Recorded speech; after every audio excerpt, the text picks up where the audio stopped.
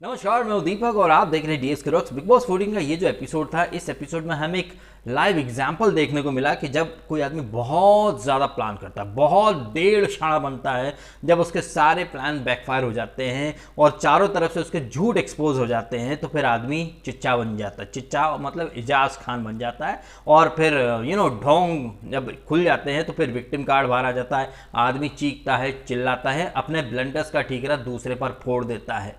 हमें ये तमाम चीज़ें इस एपिसोड में दोबारा से सीखने को देखने को मिली हैं।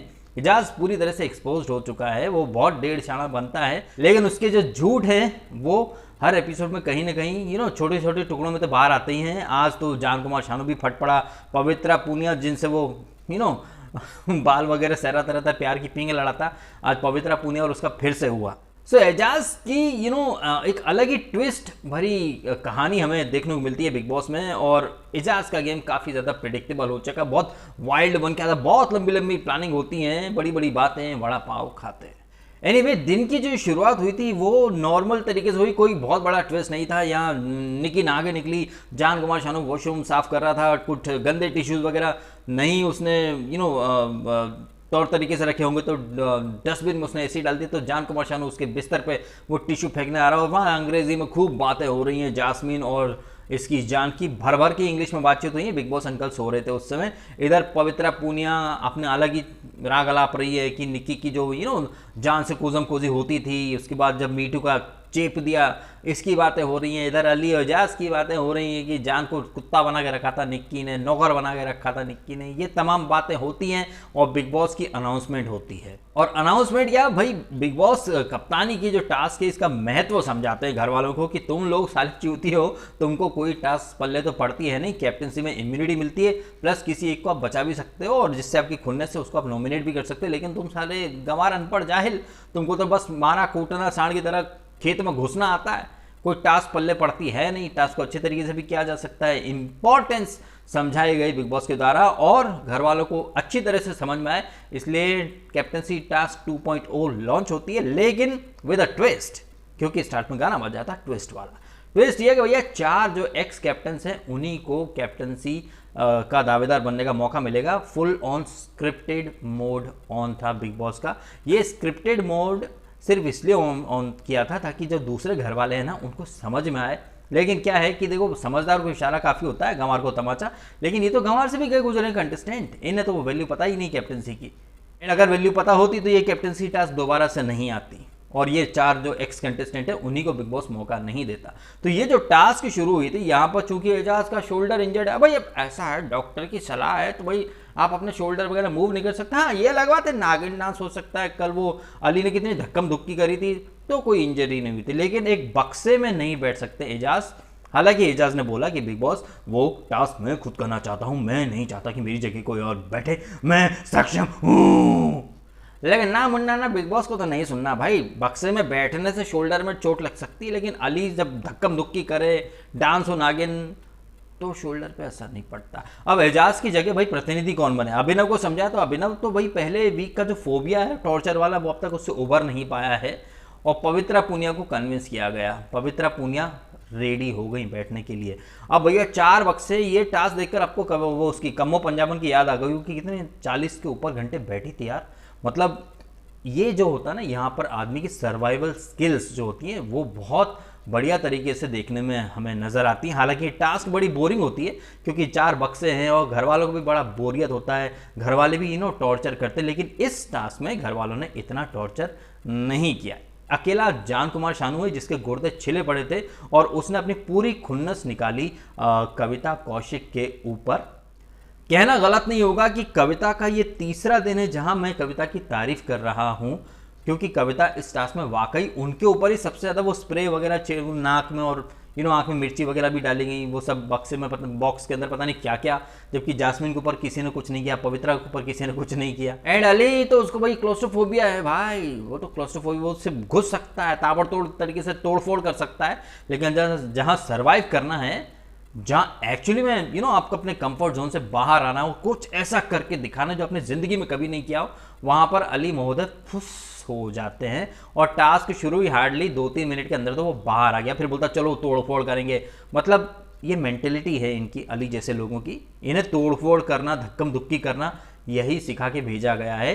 सर्वाइव कैसे करना है, अपने फियर को कैसे जीतना है। फियर को कैसे जीतेगा, खतरों का खिलाड़ी में भी हक देता था, वहां पे भी रोहित शेट्टी से खूब डांट सुनता था, और यहाँ देखो बड़ी बड़ी बातें, वड़ा पाव खाते। तो अली सबसे पहले बाहर हो गया। संचालक था राहुल। अब राहुल के ऊपर पहले से ही भैया बायस्ड संचालक के आरोप लगने शुरू हो गए। देखो बिग बॉस ने ये कहा था कि जो भी निर्णय होगा वो राहुल का निर्णय होगा, ठीक है, और राहुल अपने हिसाब से टास्क को कंडक्ट कर रहा था। हाँ, ये हम कह सकते हैं कि राहुल के स्टेटमेंट काफ़ी कॉन्ट्राडिक्टिंग थे, जैसे कि वो कह रहा था कि भाई इंसानियत की हद में रहकर करो सब, लेकिन कविता के ऊपर बहुत एक्सट्रीम हो रहा था। एक्सट्रीम मतलब ऐसा नहीं कि पेड़ वेड़ काट के गिरा दिए या कुछ भी बुलशिट वगैरह, लेकिन बाकियों पर नहीं हो रहा था, वो कुछ भी नहीं हो रहा था। जास्मिन के ऊपर तो किसी ने गया भी नहीं कोई, लेकिन कविता के ऊपर ही इसकी खुन्नस निकल रही थी जान कुमार शानू की। अब इस सानू जी के लौंडे का हमने नाम लिया तो जरा इसके बारे में डिटेल से बात कर लेते हैं। ये कुमार सानू का लौंडा कहता पाया गया कि कविता कौशिक ने इसे बहुत कुछ बोला है, चमचा वगैरह बोला है, बिन थाली का बगैर पेंदी का लोटा। भाई बगैर पेंदी का लोटा तो तुझे फराह खान ने भी बोला, बाहर से मेहमान भी बोल गए, तुझे डे वन से निकी बिन पेंदी का लोटा डबल ढोल की बोल रही थी, तब कहाँ चली गई थी तेरी अंदर की सेल्फ रिस्पेक्ट। कविता तो अभी आई है और कविता के वर्ड तुझे ऐसे चुभ गए। और अखंड लेवल का चूतिया है जान कुमार शानू, एक नंबर का नमूना है ये पदार्थ। मतलब आप ये देखिए कि ये बंदा रो रहा था कि एजाज ने इसे प्रायोरिटी में नहीं रखा, इसकी दोस्ती का सब मजाक उड़ा देते हैं। अली है जो डे वन से, कौन सी प्रायोरिटी में रखा अली ने तेरे को? उस चूतिया ने तुझे नॉमिनेट किया है और तू उसके इशारे पे चल रहा। मतलब 100 चूतिए मरे होंगे तब ये जान कुमार शानू पैदा हुआ होगा। और इस जान कुमार शानू को, कुमार शानू के लौंडे को मैं चूतिया ऐसे ही नहीं बोल रहा हूँ भाई, ये है चूतिया कहलाने के लायक। वे डे वन से, वीक वन से एक ही फीडबैक इसे दिया जाता रहा, फिर भी पालतू पिल्ला बना रहा। एजाज सही बोला था, नौकर था ये निकी का। अब जाके अकल आई है जब निकी ने वो मीटू चेप दिया। अब इसकी दोस्ती के वो सोलो की दोस्ती के लिए खड़ा रहता, घंटा खड़ा रहता। वो निशान तेरी वजह से गया था, हैं? तो वहाँ तो खूब घड़ियाले आंसू में रोया। उसके बाद तूने फिर पार्टी करना शुरू कर दी, गाने वगैरह गाने शुरू कर दिए। दोस्ती की कदर तूने कब की है? कभी तूने दोस्ती की कदर नहीं की है। और आज इतनी बड़ी बातें कर रहा है तू कि कोई तुझे प्रायोरिटी में नहीं रखता है। खुद को इस लायक बनाना झंडू बाम की तुझे लोग प्रायोरिटी में रखे। तू एक्चुअली में जान कुमार शानू की औकात पता क्या है? क्रिकेट में जो 12th मैन होते हैं ना, पानी पिलाने वाले या सब्स्टिट्यूट फील्डर के तौर पर जो आने वाले, इन्हें फील्डिंग करने को मिलेगी या फिर पानी पिलाने का काम मिलेगा, बैटिंग बॉलिंग नहीं मिलेगी, ना निकी को और ना इसको जान कुमार शानू को। निकी तो भी चलो ठीक है, कंटेंट वगैरह दे देती है और उसकी तो अब आवाज़ इतनी फेमस हो गई है, अब तो दिखते ही नहीं हो। अब उसकी आवाज़ की इतनी नकल की है आज राहुल ने, और सलमान भी कभी न कभी निकी बोलो, निकी बोलो, निकी टम्बोली। एजाज भी उसकी आवाज़ की नकल करता। तो मतलब निकी ने कुछ ऐसा किया है कि उसकी आवाज़ की मिमिक्री भी होती है, कहीं ना कहीं उसको इतना इंपॉर्टेंस मिल जाता है। लेकिन जान कुमार शानू ने क्या किया है? कुछ भी नहीं किया है। इस बंदे का कोई गेम है ही नहीं। ये दूसरों के भरोसे ही खेल सकता है और उम्मीद करता है कि कोई इसे प्रायोरिटी में रखे। बंदे तू इस लायक तो बन जा। है अली ने तुझे नॉमिनेट किया, तूने पूरी टास्क अली के इशारे पे कि कल वो हार्ट वगैरह तोड़े। अली को तो ऐसा समझ रहे जैसे वो बंधन पिक्चर में सलमान का डायलॉग था, जो जीजा जी बोलेंगे वो मैं करूंगा। यहाँ पर ये जान कुमार शानू, जो अली जी बोलेंगे वो जान कुमार शानू करेगा। तो मतलब जिसमें खुद में रीढ़ की हड्डी नहीं, जिसमें खुद में कोई सेल्फ रिस्पेक्ट नहीं है, वो अगर बोले कि उसने दोस्ती शिद्दत से निभाई है, कोई इसे प्रायोरिटी में नहीं रखता है, तो ये सबसे बड़ा जोक है और कुछ नहीं। इससे भी बड़ी बात यह कि जिस बंदे ने इसे नॉमिनेट किया है इस वीक, वो ये ठीक रहा, एजाज के ऊपर फोड़ रहा है कि अगर वो इस वीक बाहर गए तो वो एजाज की वजह से जाएगा। क्यों भाई? जिस बंदे ने नॉमिनेट किया उससे बात करने में फटती है क्या तेरी? मैं ये नहीं कह रहा हूँ कि एजाज पूरी तरह सही है, क्योंकि एजाज का अपना भाई, एजाज ने तो सीधा बोला था अभिनव से कि अगर वो अभिनव उनकी जगह खेलेगा तो वो रुबीना को सेव करेगा, और पवित्रा से बात की थी तो वो पवित्रा को सेव करेगा। फिर बाद में भले ही अपने वर्ड्स को ट्विस्ट कर दो। एजाज की बहुत बुरी आदत है, वो अपने ख्याली पुलाव में बहुत कुछ पका लेते हैं, फिर सोचते कि उन्होंने ये बोला वो बोला, जिसको आज पवित्रा पुनिया ने अच्छे से एक्सपोज कर डाला कि कुछ नहीं बोला था, जान को प्रायोरिटी में रखा ही नहीं था। लेकिन अपने ब्लंडर्स को डिफेंड करने के लिए राहुल के ऊपर ठीकरा फोड़ दिया। राहुल गलत नहीं था वहाँ पे, राहुल तो पिक्चर में ही नहीं था, जान के बारे में तो बात ही नहीं की गई थी।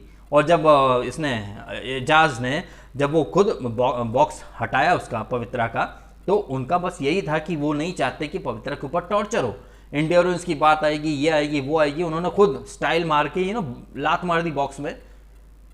एजाज की ये दोगली पंक्ति है। एक तरफ कहते हैं कि नहीं आप मैं नहीं चाहूँगा कि आपके ऊपर कोई टॉर्चर वगैरह करने आए, ये वो, आप जब तक हो तब तक टिकना, आप मेरी प्रायोरिटी हो, ये हो। कल भी हमने देखा ही था ना, वो चक्री और रॉकेट के लिए भी एजाज ने लंबा चौड़ा ज्ञान दिया था, है कि मैं तुम्हारे ऊपर ही फोकस रखना चाहता हूँ, स्पॉटलाइट मेरी प्रायोरिटी तुम हो, ये वो। और आज सडनली प्रायोरिटी में जान का नाम भी था, ये भी था, कुछ नहीं था भैया, ये झूठ था, ढोंग था जो एक्सपोज हो गया। तो फिर एजाज फटने लग गया, और एजाज जब फटता है इसका मतलब ये कि उसके झूठ एक्सपोज हो गए हैं और उसे कहीं कोई जगह नहीं मिल रही छुपाने की, तो कोई ना कोई ठीकरा किसी के ऊपर फोड़ देते। कभी वो शोल्डर इंजरी, कभी मेरे साथ ये हुआ, मेरे साथ वो हुआ है, सिंपैथी कार्ड, विक्टिम कार्ड। ढोंगी है एजाज, ये साबित हो रहा है। वहीं चूतिया है जान कुमार शानू, ये भी साबित हो रहा है। और जास्मीन की तो बात ही मत कीजिए, इतनी कनकनाती है, बॉक्स में बैठ के बड़ी बड़ी बातें कर रही है, हालांकि टक्कर दे रही है कविता को। बट हमें ये नहीं भूलना चाहिए कि कविता, जिनका इस वीक काफ़ी पंगा हुआ है तमाम घर वालों के साथ, इवन जान कुमार शानू ने भी कविता के ऊपर खूब वो स्प्रे वगैरह छिड़का, लेकिन जब जान कुमार शानू फटफट के रो रहा था तो इट वॉज कविता ओनली जो कि बॉक्स में बैठे बैठे उसको समझा रही थी। कहने का मतलब ये है कि कविता कहीं ना कहीं कुछ ना कुछ अच्छा कर रही हैं कि उनके खिलाफ बोलने का कुछ पॉइंट मिल नहीं रहा है। उनके ऊपर इतना एक्सट्रीम टॉर्चर भी कर रहा है वो बंदा, और कविता उसी को कंसोल करने की कोशिश कर रही है। दैट शोज कि एक मैच्योरिटी है उनके अंदर। और कविता ने अली का गेम भी काफ़ी अच्छे से समझ लिया है। ये सब लकड़ बग्गे भेड़िए हैं, और अली का गेम तो आप सब जानते ही हैं, मेरे मुंह पे मेरी, तेरे मुंह पे तेरी, और जैसे ही पीछे हटे मार दो सबकी। मतलब उन्हीं लोगों की बलि चढ़ा दो जिनसे प्यार से मोहब्बत से बातें की थी। इस वीक हमने देखा ही था ना, एक दिन पहले निकी से अच्छी अच्छी बातें की, फिर अगले दिन उसी को नॉमिनेट कर दिया। और ये निसल्ला नपोकेड़ जान कुमार शानू, इसको अकल ही नहीं आ रही है कि वो समझ रहा है कि अली की प्रायोरिटी में जान कुमार शानू है, तो जास्मीन कौन है फिर? इतनी अकल होनी चाहिए ना इसमें भी, लेकिन अकल होगी तो, लेकिन अकल और नेपोटिज्म औलादों में, अरे भाई ये तो कॉम्बिनेशन होता ही नहीं है, अकल मिसिंग होती है, भूसा भरा रहता है। तो ये टास्क अभी तक चल रही है। अली और पवित्रा पूनिया जो कि एजाज की रिप्रेजेंटेटिव थी वो बाहर हो चुकी हैं। कविता और जास्मीन के बीच में टक्कर चल रही है। ये टक्कर मैं बराबरी की तो बिल्कुल नहीं मानूंगा। यहाँ कविता के ऊपर तो अली भी वो स्प्रे छिड़क रहा है, जान ने तो खूब छिड़का, इवन बॉक्स भी काफ़ी हद तक तोड़ फोड़ दिया था, काफ़ी लिक्विड वगैरह, तेल वगैरह भी सब डाला गया है। जबकि जास्मीन का जो बॉक्स था वो एज इट इज़, उसको कोई परेशानी है ही नहीं। महारानी जी ऐश कर रही हैं अंदर, बाहर अली जो है वो बॉडीगार्ड वगैरह का काम कर रहा है। राहुल संचालक है तो वही संचालक का काम करेगा, रात भर जगेगा, पूरी रात भर ये टास्क चलने वाली है। इन बिटवीन रूबीना और अभिनव के बीच में भी खटपट शुरू हो गई है। देखिए रूबीना जो है वो बगैर सोचे समझे कुछ भी बोल देती है, बॉडम बुद्धि तो है ही सही उनमें, ये तो हम पहले से देखते आए हैं, उन्हें कब क्या बोलना है और किस तरीके से कहाँ क्या नहीं बोलना है, ये अभिनव ने काफ़ी अच्छे तरीके से समझाने की कोशिश की, लेकिन रूबीना सुनने के मूड में नहीं है। रूबीना हालांकि कहती तो पाई गई कि since long I am not trusting her Jasmine, लेकिन फिर भी इस टास्क में वो जास्मीन को सपोर्ट कर रहे थे। तो अब जास्मीन की बड़ी बड़ी बातें सुनिए कि जास्मीन कह रही है कि है ना टास्क की चीज़ों को ना अपनी दोस्ती में ये मत करो, फोर्स मत करो, ये मत करो, वो मत करो। जबकि हमने इस वीक देखा है कि टास्क नहीं भी होती हैं तब भी वो कहीं ना कहीं अपनी उसकी प्रायोरिटी में उसने अभिनव को रखा है, रूबीना को नहीं रखा है। और टास्क में ये चीज़ें हमने एक दो आई थिंक परसों के एपिसोड में देखी थी। अभिनव कहता भी है कि टास्क में कुछ होता है तो उसका असर हमारी पर्सनल लाइफ पर, बिग बॉस के अंदर जो रिश्ते हैं उन पर पड़ता है। ये बात अभिनव समझाने की कोशिश कर रहा है रूबीना को, लेकिन रूबीना समझने के मूड में नहीं है। अब इसे हम या तो विनाशकाल विपरीत बुद्धि बोल सकते हैं या फिर एक बॉडम महिला की बॉडम मेंटेलिटी बोल सकते हैं। थोड़ा सोच समझ करके बोला करो। सोच समझ करके बोलने की ज़रूरत तो राहुल को भी है, वो भी बहुत कुछ बोल देता है और आज भी वो मर्दानगी और नल्ले नल्ले ये वो सिंगर। देखिए भैया सोशल मीडिया पे काफ़ी वो चल रहा है कि अभिनव ने इसको पप्पू सिंगर बोला, ठीक है, मतलब प्रोफेशन के ऊपर। तो भाई राहुल ने भी तो जास्मीन को बोला था कि अच्छी एक्ट्रेस है, परफॉर्मेंस दे रही है। तो यहाँ तो भाई घूम फिर के सारी चीज़ें आ जाती हैं। तुमने अगर किसी को बोला था ये तो सर एक्टर है, परफॉर्मेंस देते हैं, तो फिर उसने भी तुम्हारे सिंगर होने पर बोल दिया। राहुल का एक स्टेटमेंट जो कि काफ़ी कंट्रोवर्शियल हो सकता है, वीकेंड पर हो सकता है क्लास लग जाए, कि मर्द है इसलिए लड़कियों को एसएमएस करता है, एक क्या 100 लड़कियों को एसएमएस करेगा। तो भैया राहुल तुम मर्दानगी के मैसेज भेजकर साबित कर, कल को तो तुम ये बोल दो कि मर्द है इसलिए लड़की का रेप किया है। ये कौन सा सबूत होता मर्दानगी दिखाने का कि मैसेज किया है, लड़का है इसलिए मैसेज किया। तो इस हिसाब से लड़कियां क्या करें फिर हैं? लड़कियों को मैसेज करने का हक नहीं है। आपका स्टेटमेंट जो आप कह रहे हो कि लड़का हूँ, मर्द हूँ इसलिए मैसेज करूँगा, तो फिर लड़कियां क्या करें? मैसेज करना छोड़ दें? क्योंकि तुम्हारे हिसाब से तो फिर मैसेज भेजना सिर्फ मर्दों का काम है, बाकियों का नहीं है फिर। तो ये जो स्टेटमेंट है और इसको कई लोग डिफेंड भी कर रहे हैं, कल को राहुल बोल देगा कि मर्द है इसलिए रेप किया, तो लोग इसे भी डिफेंड कर लेंगे। क्या ये मर्दानगी साबित करने का कोई एक स्टैंडर्ड है क्या, कि मैसेज किया लड़कियों को मर्द है इसलिए किया, मतलब क्या है? जो मर्द नहीं है वो मैसेज नहीं कर सकते। कुछ भी अतरंगी स्टेटमेंट हैं राहुल के, और इन स्टेटमेंट के ऊपर एक सवाल जवाब तो होना ही चाहिए कि भैया क्या बेंचमार्क सेट कर रहे हो क्या मर्दानगी दिखाने का है, मर्दानगी मैसेज भेजकर? ये तो अलग ही जोन में गाड़ी चली गई थी। और बहुत कल भी बहुत कुछ बोला था उसने कि ये शिक्षिका जी अपना तन मन खो के आई है। तन मन मतलब क्या? सीधा बोलो ना कि ये अपना ये ना दिमागी माला खा ली है, तन मन, फिर वो चीज़ें एक अलग डायरेक्शन में चली जाती हैं, उसका एक अलग ही नैरेटिव क्रिएट हो जाता है। तो सोच समझ कर थोड़ा बोलना चाहिए राहुल को, क्योंकि एक बात के 50 मीनिंग निकल के आते हैं। और फिर आप ये बोल दो कि इंसान हूँ, गलती होती है, तो फिर सामने वाले के ऊपर भी यही बोल देना कि सामने वाले ने तो मैं पप्पू सिंगर बोला था, वो भी बोल देगा सर मैं भी इंसान हूँ, गलती हो जाती है, मैं इंसान हूँ, भगवान नहीं हूँ, गलतियाँ हो जाती हैं। तो यही एक्सक्यूज सामने वाला देगा और तुम्हें 50 गाली दे देगा। फिर तुम बोलोगे इसने गाली दी, आई बाबा को ऐसा वैसा बोला। फिर वो बोल देगा सर मैं भगवान हूँ, गलती हो जाती है तो फिर मैं गाली देता हूँ, और गाली में हालात को देता हूँ। भाई ये हालात को गाली देना हमने इसी सीजन में सीखा। जान कुमार शानू भी व्हाट द फक हालात को बोल रहा है। राहुल गाली देता तो वो हालात को गाली देता है, इसकी माँ का, इसकी बहन का, ये वो दुनिया भर का। किसको गाली दी? हालात को दी। भाई चलो हालात को गाली, चलो ढूंढते हैं, हालात को ढूंढते हैं। तो ये जो हालात को गाली देने वाला सीन है, इसके ऊपर वीकेंड पर क्वेश्चन आंसर्स होने चाहिए। अब होंगे या नहीं ये तो हमें नहीं पता, लेकिन एक बात मुझे अच्छे से पता है कि कल मैं एक वीडियो डालने वाला हूँ पूरे वीक 7 का रिव्यू। क्या मुद्दे थे, कौन रहा अब्बा, कौन रहा हारमोनियम, ये आप देखेंगे कल।